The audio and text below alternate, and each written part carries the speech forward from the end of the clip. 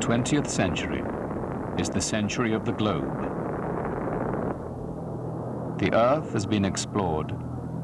Now humans enter space, and for the first time, they see their own planet whole.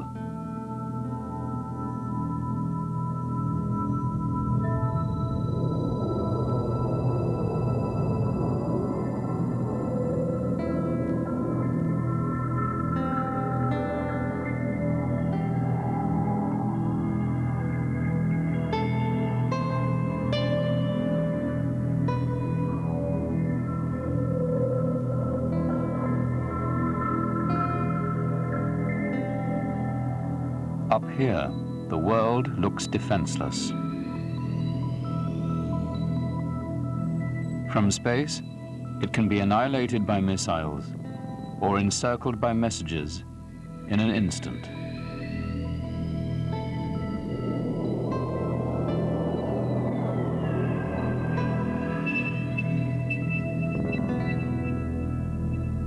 Human beings exploited the planet.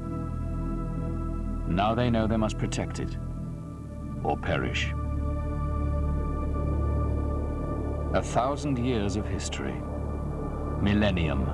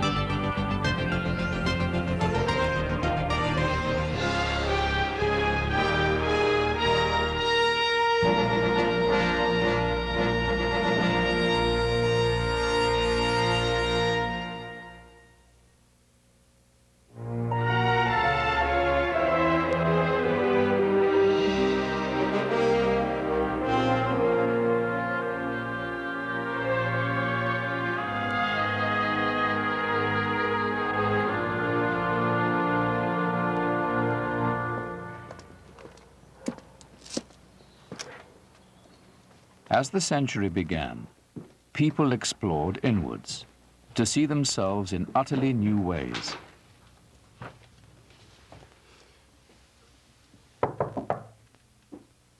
The Viennese doctor, Sigmund Freud, sought the inner secrets of human behavior and motive. Guten Tag, Herr Dr. Freud.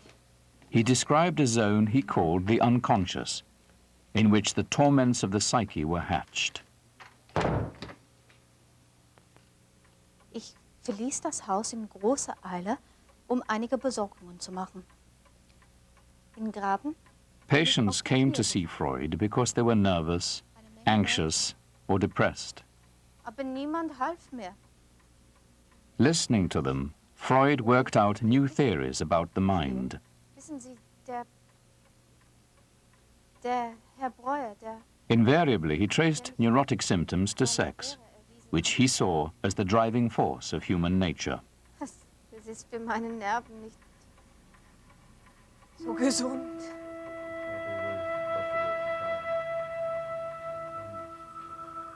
Dreams were a route into the haunted region of the unconscious.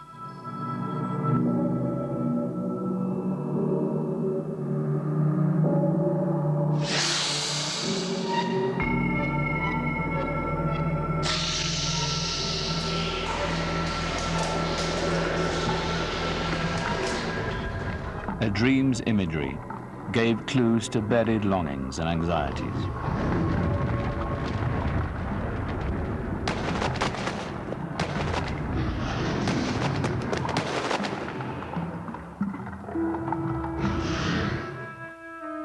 Freud illuminated the secrets of his patient's past in order to explain the present and to heal.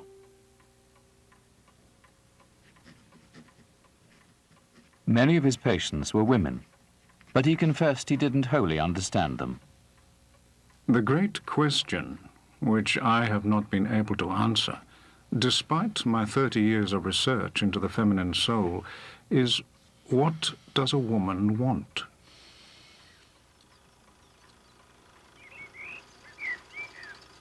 Freud's ideas, shocking at first, dominated mid-20th century thinking. But he was a product of his age. When he studied neurosis, Freud was confronting the suppressed rage and fear of people adrift in a changing world.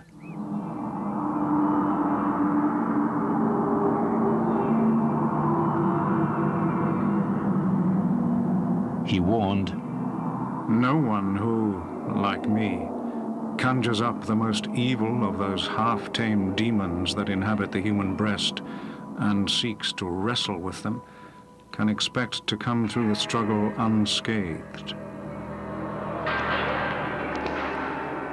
Introspection and rebellion inspired the painting and music of the age. The stable 19th century vision of cosmic order was breaking up.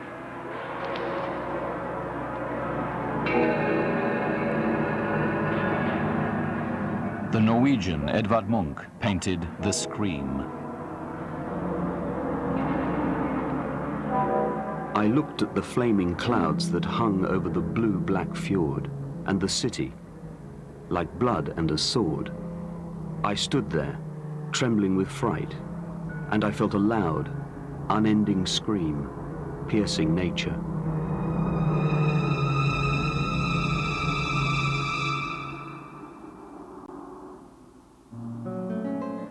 Other artists portrayed the fragmented self. The Cubists revealed the structure beneath the surface. Pablo Picasso experimented with multiple perspectives on a single self.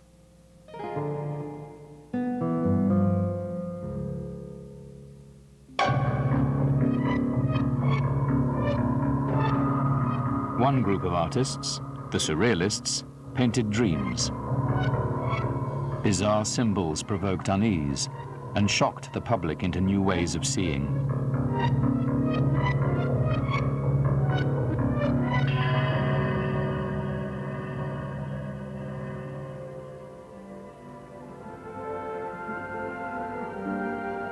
Film, with its visual trickery, fascinated the surrealists.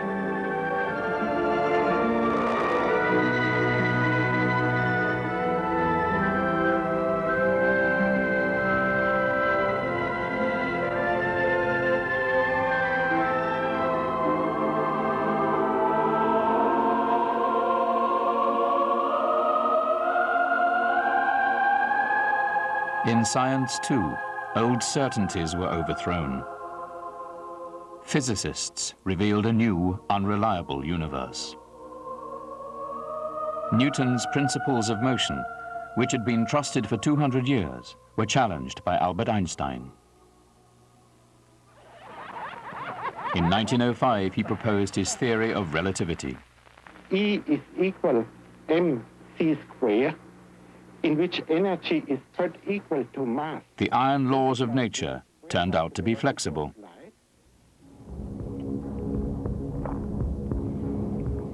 Scientists explored the human body. X-rays showed the skeleton. Microscopes exposed the inner structure of cells, the building blocks of life.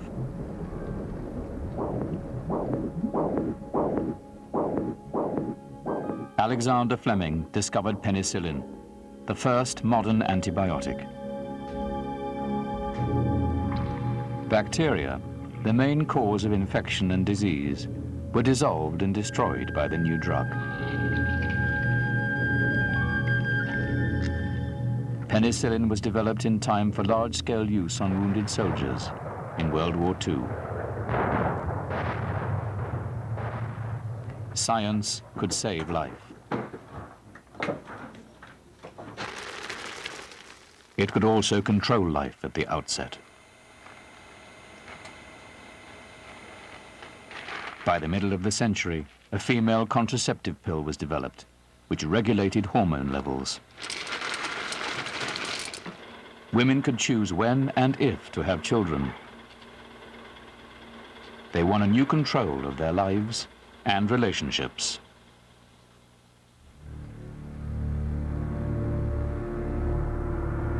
Scientists tapped the elemental powers of the universe.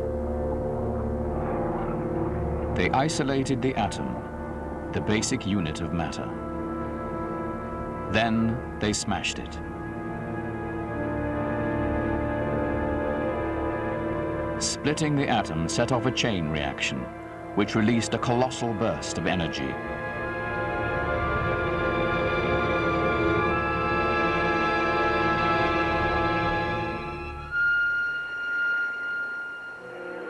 The United States developed an atomic bomb.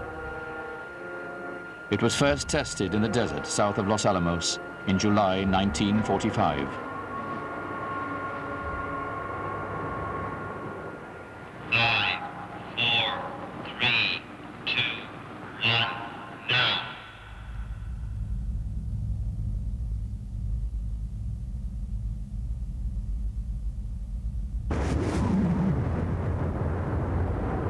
Some scientists who worked on it were appalled.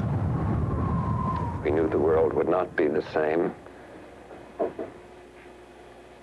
Few people laughed. Few people cried. Most people were silent.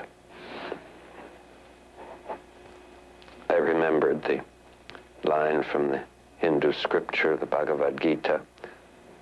Now I am become death, the destroyer of worlds. I suppose we all thought that, one way or another. The nuclear shadow darkened the rest of the century.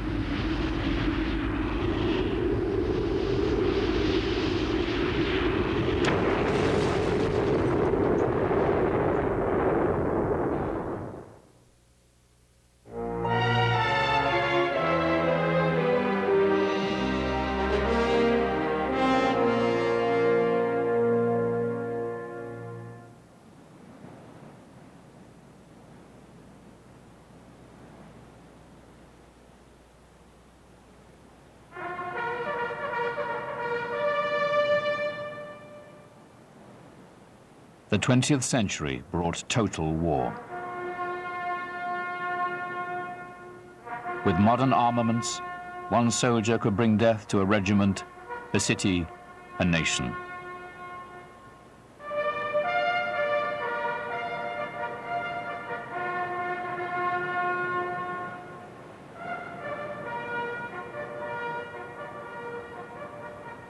World War I was fought on an industrial scale. Its product was mass slaughter.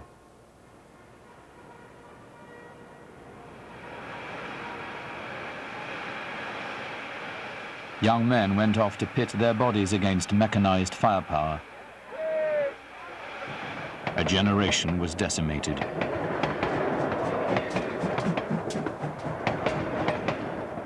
Automatic weapons wiped out lives in an instant.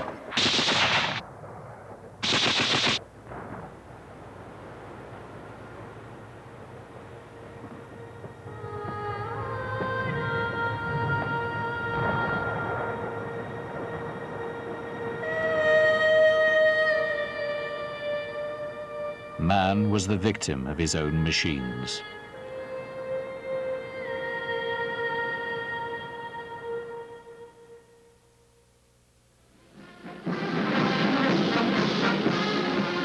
In the Soviet Union, Stalin and communism promised an end to war.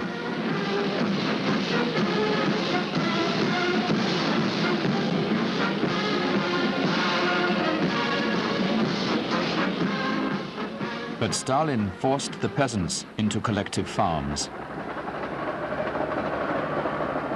The result was famine in the Ukraine.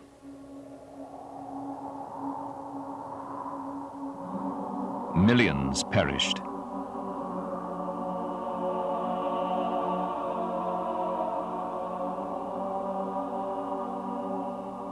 Ideology could kill as surely as war itself. During Stalin's time, 22 million people died in the slave empire of his labor camps.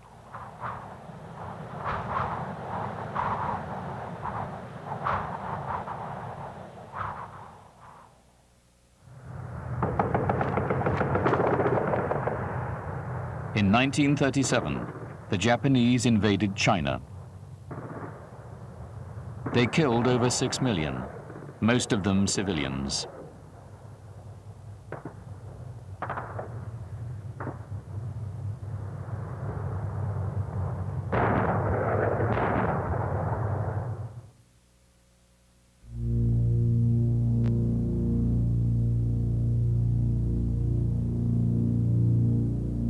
This was the age of dictators. Hitler, too, beguiled his people with promises. Then he launched them into war. More than 50 million died in the Second World War, soldiers and civilians.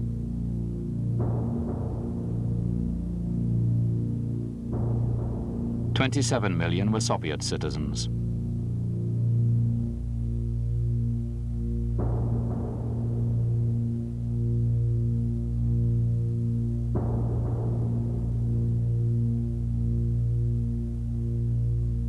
$6 million were Jews.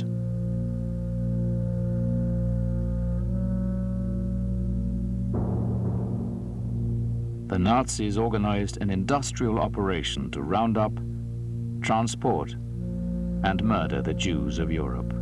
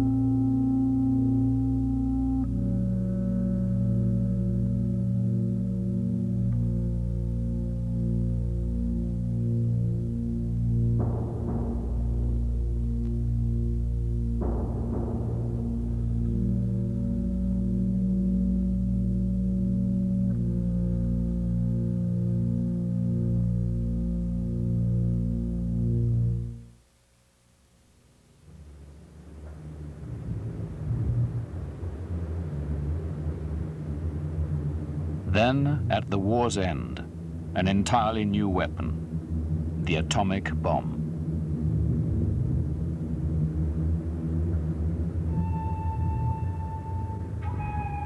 Two cities, Hiroshima and Nagasaki, were destroyed in seconds.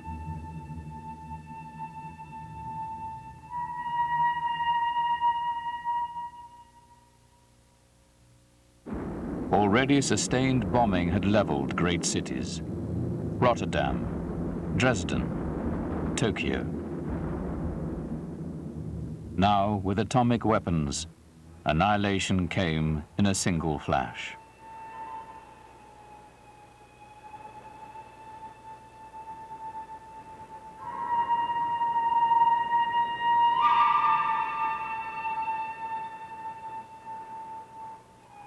Lethal radiation lingered in the earth and in the air.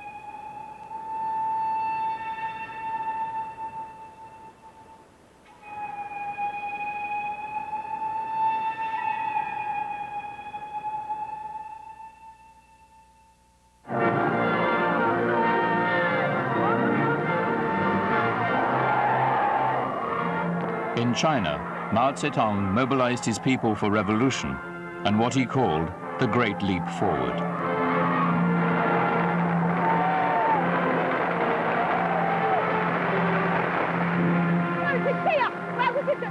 Landowners were shamed, their land taken away. Mao herded millions into the countryside.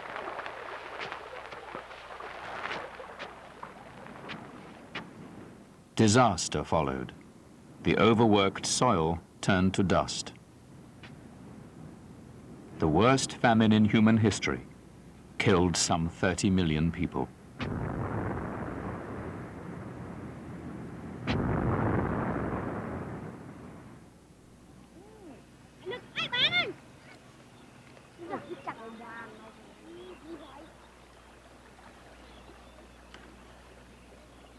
Cambodia.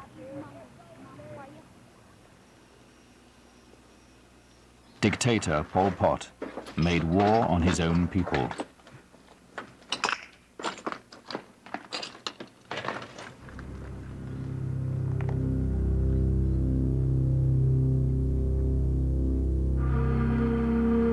Almost 1 in 3 Cambodians were sacrificed to his merciless vision of the future.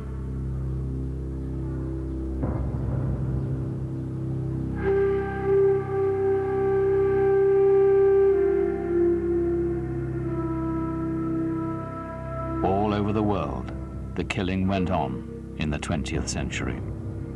In Korea and Vietnam, in Rwanda and East Timor, in the Gulf, in Bosnia, and in Kosovo.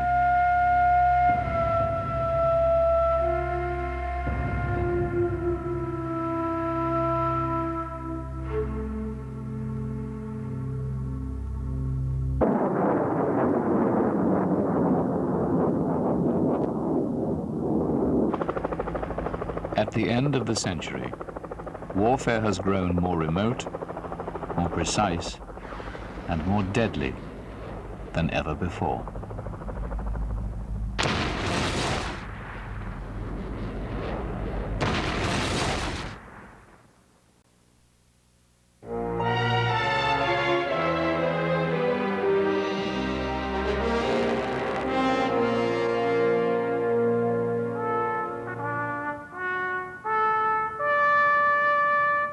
The Statue of Liberty stands at the gateway to a nation built on immigration. Of the United States of America, and to the republic for which it stands, one nation, under God, indivisible, with liberty and justice for all.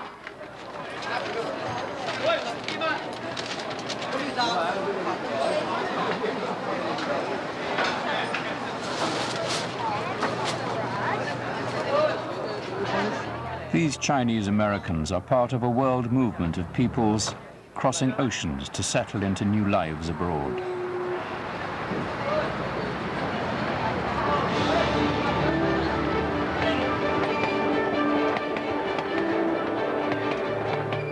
In the 20th century, world population overflowed. At the millennium, there are 6 billion men and women on Earth. Millions move within their own countries.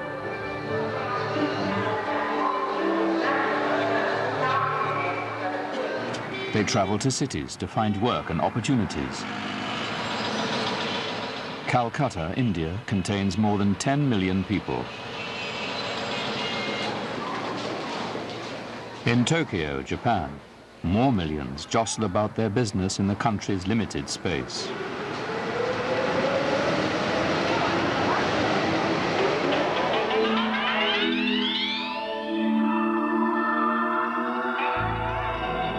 Mexico City now covers 1,800 square miles of urban sprawl. The population has increased 5-fold in 50 years.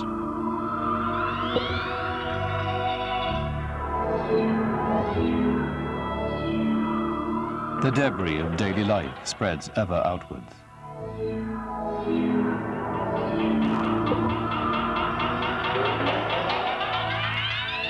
One great population flow in the 20th century has been migration from countryside to town.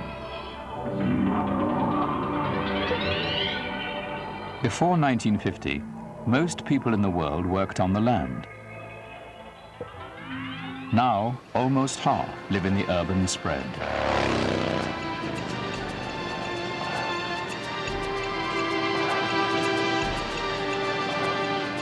cities have always promised good money, freedom, excitement.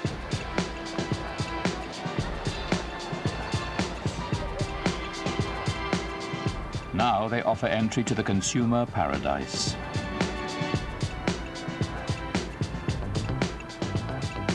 Modern cities are an artificial environment, vertical, climatized, neon lit.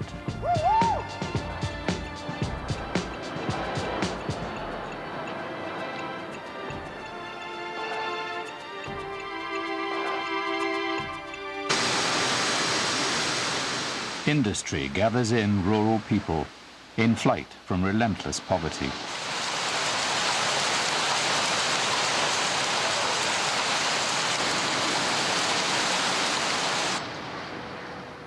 Shanty towns and slums cling to the edge of cities.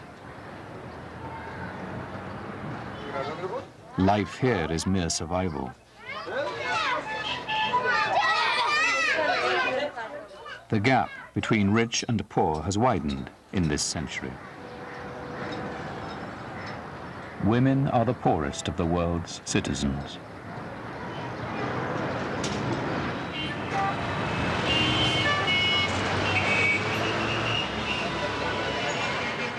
Calcutta, India. Colonial ties once linked it to Europe. For India was the jewel in Britain's imperial crown.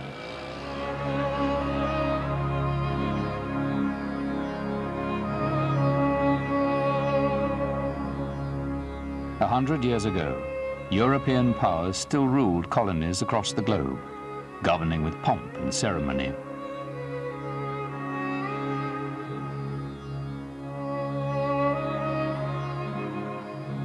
By the mid-20th century, the European empires were fading away and out of history. And yet ties established in the colonial era survived. A northward migration began. People from India, Pakistan, the Caribbean came to Britain to fill the post-war labor shortage. The pattern was repeated. Migrants headed to Europe from the French overseas territories, from the Dutch colonies, and from the British Empire.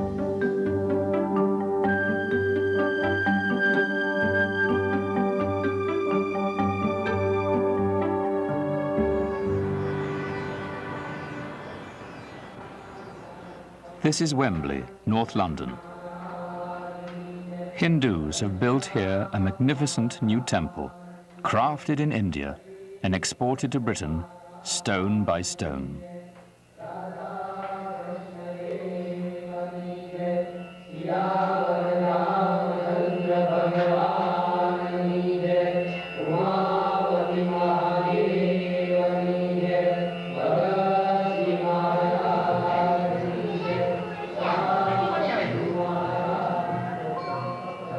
Here, old and young worship the deities of their ancient religion, proudly maintaining their own culture.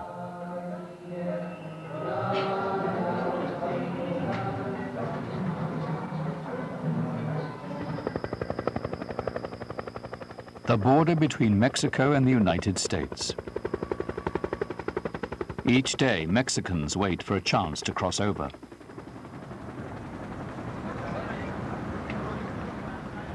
Many are turned back, but they will try again, desperate for opportunity. Los Angeles has the largest Mexican population in the world outside Mexico City.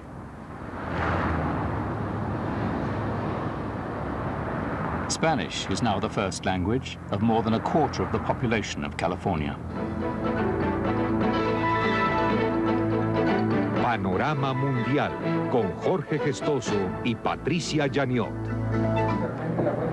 Bienvenidos al Centro Mundial de CNN en Atlanta. Muy buenas noches, estos son los titulares. Buenos días, buenos días, buenos días. Television and radio beam programs in Spanish to an expanding audience, coast to coast. Bueno, amigos, ya son las 9:12 minutos. Las 9 de la mañana, pasados 12 minutos. Vámonos, líneas telefónicas. ¡Van al aire! ¡Aló! ¡Aló! Bueno. Hispanics now make up almost half of America's immigrant population, transforming the nation's cultural mix for the 21st century.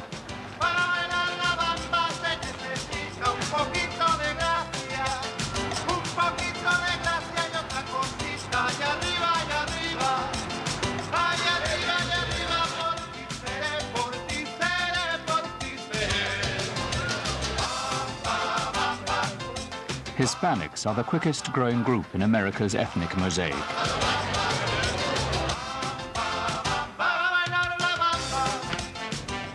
Keeping to their ways, yet sweeping confidently into America's culture.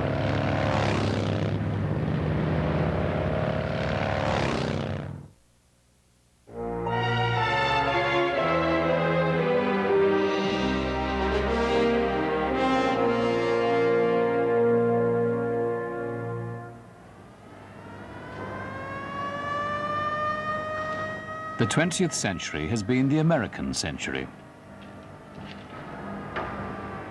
The United States made itself the tallest, strongest economy on earth. At the heart of American success was the communications revolution. It changed the habits of the human race forever. In America, the telephone was invented, and the first continental network was created. Hollywood's film industry spread mass-produced entertainment.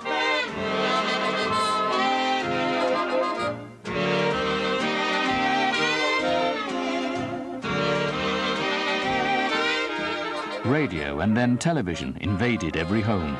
Alan Freed's rock and roll party.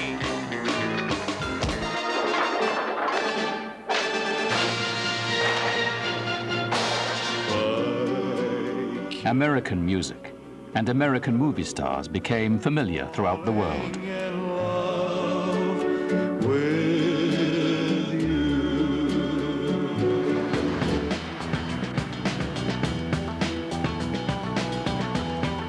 The world's cities merged into a single marketplace. From America came a new international language, the imagery of advertising.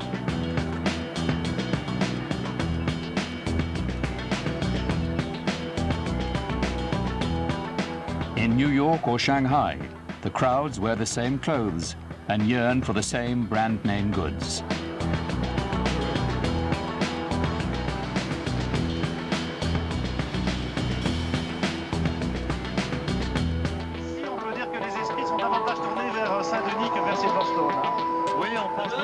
Diffused by satellite, television reaches every corner of the earth. For the first time, the human race can observe itself. Pour la Coupe du Monde France 98, demain 12 juillet, la France jouera le jeu fatidique contre le Brésil. Ce sera la finale. Satellites showed us pictures of the planet, just as men were preparing to leave it. We copy you down, Eagle. Houston, the Eagle has landed. That's one small step for man. One giant leap for mankind.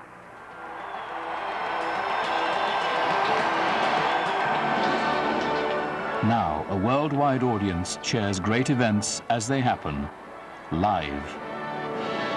200 million watched Princess Diana's wedding. 16 years later, 2.5 billion watched her funeral. Technology reduces the world to a village where all can stare at their neighbors.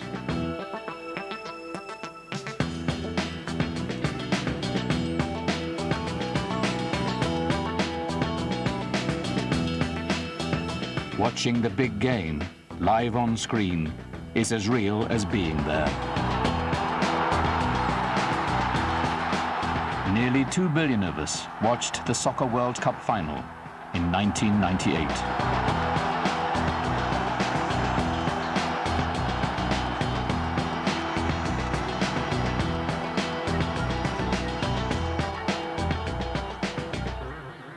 The new communications abolish the difference between night and day and dissolve distance.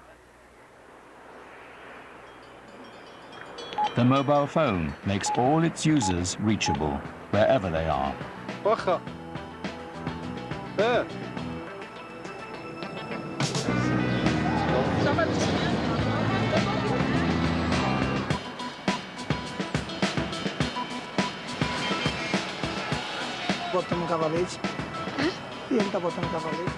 Technology encircles the earth, banishing darkness and silence.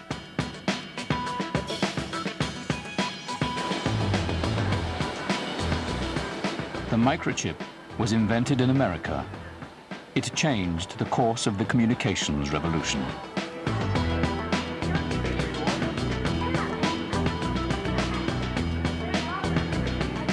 New software transformed personal lives with microcomputers, email, laptops, computer games, the internet. In this new world, the United States is ahead of the rest.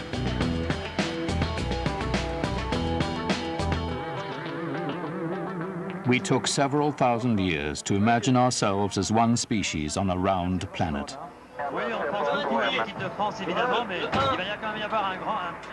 That's one small step for man.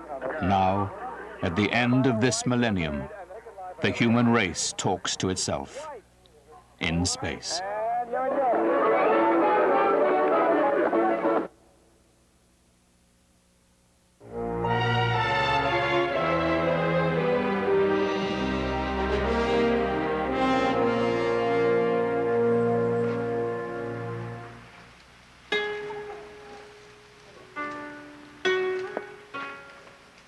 A 1,000 years ago, Japan was isolated and had its own elaborate court culture.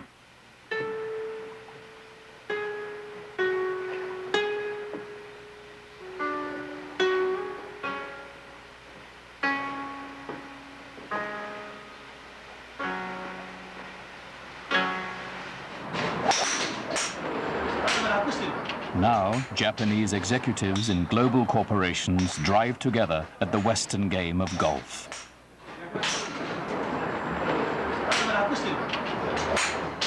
Japan became an economic superpower. In the late 20th century, it challenged American supremacy. Dynamism began to shift from the Atlantic to the Pacific Ocean. All around the Pacific Rim, newly industrialized nations grew fast. Korea, Hong Kong, Taiwan, Thailand, Malaysia, Singapore. These are the tiger economies.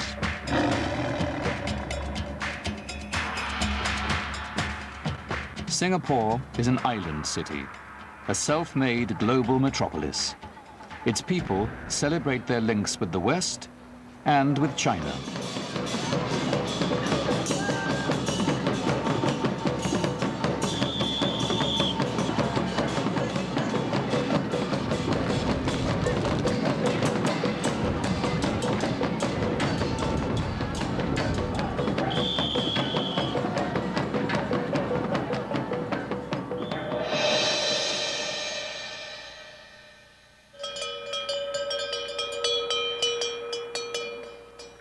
A 1,000 years ago, foreigners traveled the Silk Roads to China.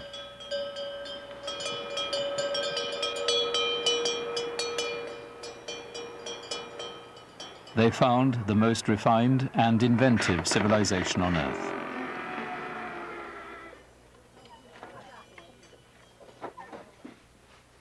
Already, China had printing, paper money, water clocks, the compass, and gunpowder.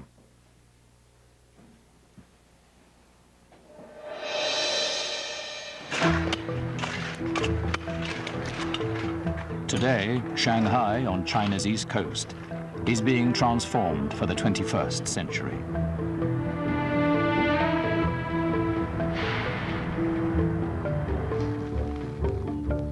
In much of China, peasant farmers still work in ancient ways.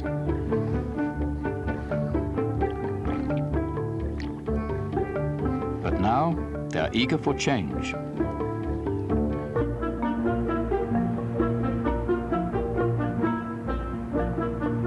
Since the 1970s, Communist China has experimented with capitalism. Their leader, Deng Xiaoping, declared, "To get rich is glorious." As many as 100 million Chinese moved to coastal cities and new industrial centers. Foreign investment, much of it from overseas Chinese, has given Shanghai a spectacular skyline.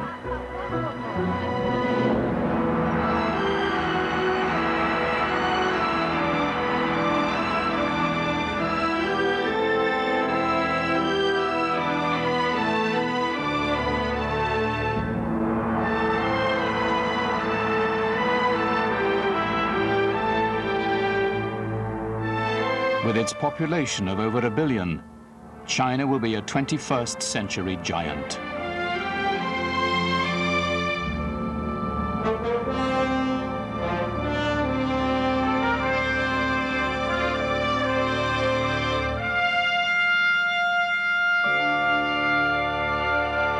No one knows how China will use that strength.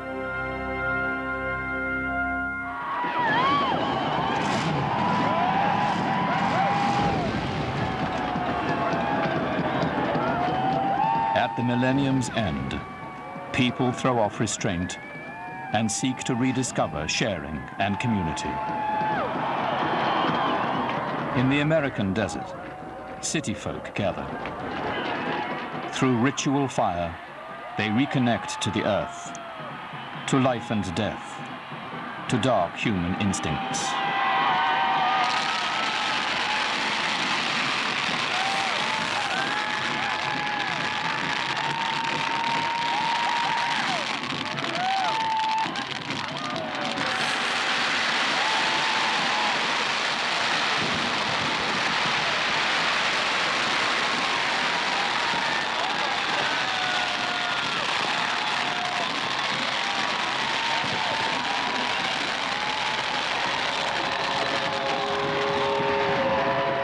They celebrate destruction and rebirth, which will mark the next millennium too.